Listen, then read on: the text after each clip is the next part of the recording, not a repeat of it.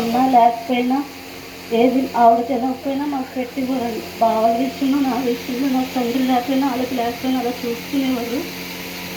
టిఫిన్లు అవి వేసి అన్నీ చాలా ఎంత కష్టపడి చూసారో ఇప్పటికీ మేము ఎప్పటికీ మర్చిపోలేమండి. ఆవిడ ఉన్నా లేకపోయినా సరే అసలు తీసుకెళ్ళాను. శుభ్రంగా ఉంటారు 10 రోజులు తీసుకొచ్చేద్దామని తీసుకెళ్తే అనుకోకుండా నా చేతుల్లోనే చాలా ఇంట్లో అయిపోయారు. ఆవిడ విషయంలో దేవుడు చక్కగా ఆవిడకి అనారోగ్యం ఉన్నా సరే ఎంత ఓపికగా చేసుకునేవారు పని. బాగున్నా బాగోపోయినా సరే ఫోన్లో కూడా మనకు చెప్పి ఇబ్బంది పెట్టేవారు కాదన్నా.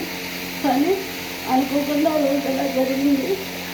దేవుడు ఆవిడ కోరుకున్నట్టుగా దేవుడి విషయంలో ఆవిడ ఇదైనట్టుగా అన్నీ చక్కగా జరిగినాయండి. అందరూ చక్కగా ఆవిడ అనుకున్నట్టు పాస్టర్ గారు వచ్చి అన్నీ చక్కగా జరిపారు.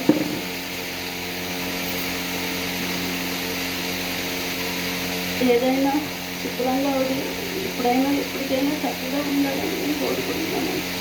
చిన్న సాక్షి దేవుడి గురించి